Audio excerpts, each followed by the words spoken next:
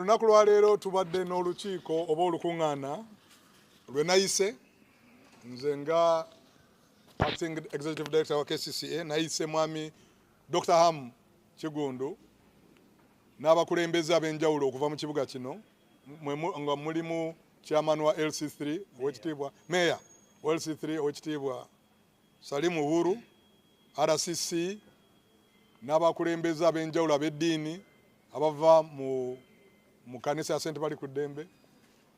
Tubaddewo n'abantu abamu abaafiirwa ku bintu byabwe abava mu katale k'Owino oba ke tuyita St. Bali ku Ddembe, n'abakulembeze ab'enjawulo okuva mu kitongole kya KCCA mwe muli ba director physical planning, ba director ba engineering n'abalala. Kyetubadde ekyatuyisizza olukiiko luno kwebuuza ku nsonga ezaaviirako amazzi amangi agayonoona ebintu by'abantu agava mu nkuba eyatonnya ku Lwomukaaga mu bitundu bino ebya St. Bali ku Ddembe. Tukimanyi nti abantu bangi nnyo baafiirwa ebyabwe, abasuubuzi n'abantu abakola mu katale, nga waliwo enteeberezo okugamba nti amazzi ago gava mu bizimbe oba projects za Mwami Ham zatadde ku mwala gwe bayita Jugula oguli wansi eyo ku St. Bali ku Ddembe. Twawulidde nti n'abekereziya abadde balina okwemulugunya nti gye buvuddeko badde tebakyasobola kugenda mu kereziya olw'okubanga ebintu Dr. Ham byazimbye bibalemesezza oba bitataganyizza entambula okuyingira ekereziya, era nga basaba nti tubeeko kye tukola okulaba nga tuzzaawo ekkubo eriyingira ekkanisa. Wabaddewo okubuuza ebyebuuzibwa nti eyo drainage channel kiki ekireetedde obuzibu buno oba drainage channel, era nga beebuuza oba Ham ono Dr. Ham abadde alina permission oba olukusa okukola ebyo ebintu byazaakola ku mwalo ogwo.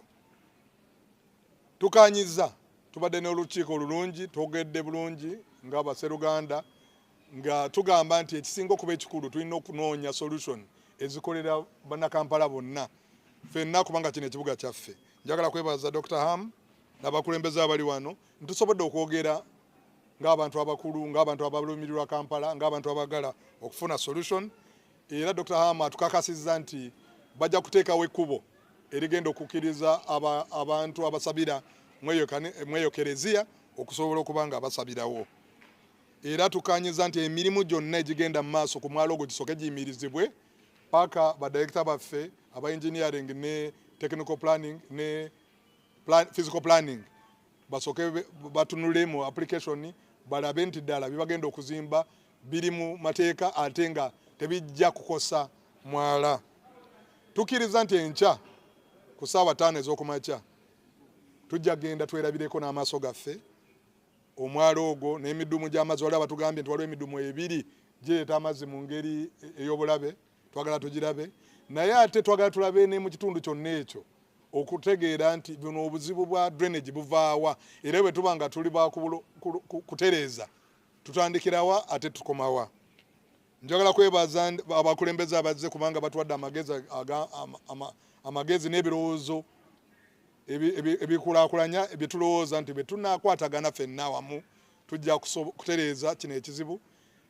Weewaawo osanga tunaasobola n'okutereeza ebizibu bya drainage ebiri mu Kampala n'ebitundu ebirala, kubanga ekizibu kya flooding nga bwe muze mulaba enkuba buli weetonnya tufuna okusoomooza okw'amaanyi. Bassebo ne bannyabo, olwaleero ndi musanyufu nnyo lwa nsonga nayitiddwa Oweekitiibwa acting ED ku nsonga ezibadde zigenda mu maaso nga teyampise nzekka ng'omuntu wabula yayise ba stakeholders. Mubaddemu n'obutategeeragana mu kyaki nti osanga Ham yaziba amakubo agagenda ku kyaki, mubadde mubiwulira nga mulimu n'ensonga endala ezigamba nti enkuba eyatonnya juzi amazzi ga flooding ne gagenda mu yino olw'ensonga oba olw'ebintu bye twali tuzimba awo. Naye tutudde ne ba stakeholders bonna ne tukkaanya n'ekya pulaani nti osanga mu byazimba tebitambula mu mateeka, naye mbadde guided ate nga mukimanyi mwenna tewali ali waggulu w'amateeka kuba ekitongole kya KCCA ekituwa olukusa okuzimba. Mbadde guided ED ne ttiimu ye omuli engineering, physical planning n'abalala nti tuyimirize buli ekikolebwa wansi awo okutuusa bwe bajja beetegereza ensonga bakutuwe technical guidance mu implementation. Kyetukanyizaako era emirimu gye tugenda kukola ki giyimiriza. N'ensonga endala twebaza nnyo era ntwala omukisa guno okwebaza Oweekitiibwa Archbishop olwa guidance yatuwadde n'atugamba nti kiri kijjukizo kuba abantu abasabira mu kijjukizo ate bagenda ne balaba omupiira. Abantu abalaba omupiira be bavayo ne bagenda ne basaba mu kijjukizo. Kati n'olw'ensonga eyo ate nga nze ndi musajja atya Katonda sikiwa nti mu ntya yange ya Katonda mutuufu nsobola okusiba ekkubo erigenda eri Mukama. Era twakkaanyiza nti tulina bye tulina okukola wammanga okulaba nti ekijjukizo kino kiri accessible at all cost.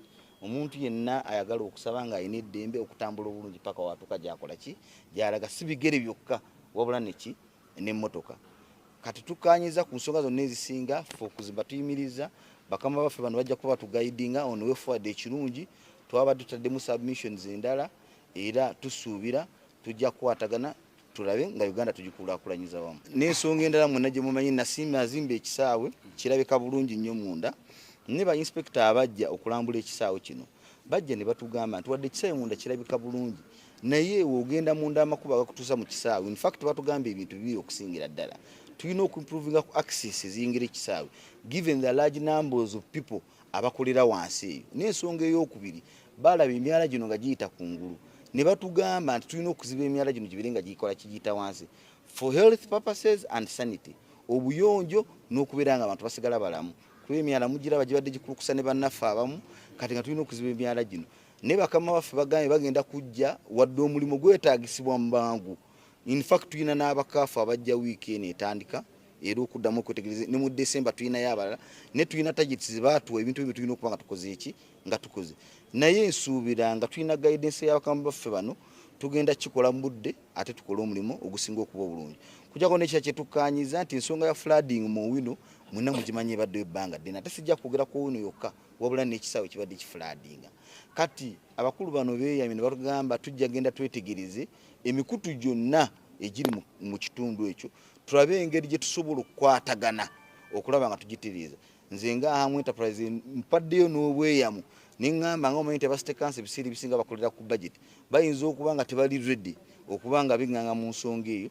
Tusobola okukwatagana n'ewamu nendaba kyensobola okutuula mu nsawo yange ne tulaba nga emikutu gyonna tugigogola wansi eyo okulw'obulungi bw'ekitundu n'enkola y'ekisaawe ekyo ekisuubira abantu okujja mu AFCON mbungi okulaba nga balaba empiira ate nga basanyukirawo.